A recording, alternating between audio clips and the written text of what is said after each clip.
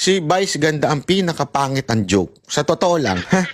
Hindi ako nagbibiro. Si Vice Ganda ang walang kakwenta-kwentang para sa akin as a performer. Bakit? Kasi yung joke niya, panlalait lang sa kapwa. Yung joke niya, it's either manlalait lang siya ng mga audience o di kaya kukuha siya ng partner na lalaitin niya.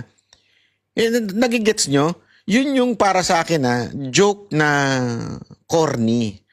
Parang joke na, okay, malabnaw, ika nga. Yun, para sabi ni Marcoleta, hilaw na joke. Di ba?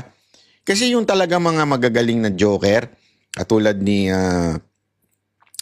halimbawa, si Long Mejia, yan, magaling yan, mataba utak niyan. Si, pangalan nito, yung nakalimutan ko yung pangalan. Yung si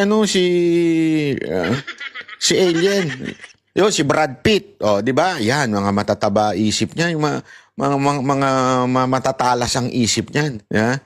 Hindi ka lalaitin, pero matatawa ka.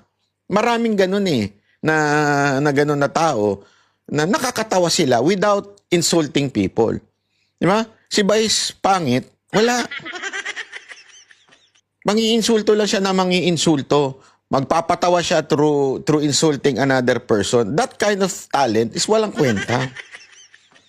Baduy, ika nga. Para sa akin kasi ako laki ko sa entertainment since high school, elementary, nagbabanda na ako. Alam ko na yung takbo ng entertainment. Pag nanonood ako, parang sabi ko, oo, nakakatawa. Ito, no joke. Nakakatawa yung joke niya na nilalait niya yung kapwa niya. Para sa akin, medyo mababaw po yun. Para sa akin po nabababawan ako doon. Yun pa lang parang sa akin walang talent. Yung talent mo manlait, hindi talent yan. Parang hindi ka nag-iisip, parang ganun. 'Di ba?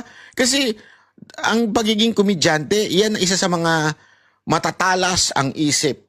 In terms of, they're good in communication.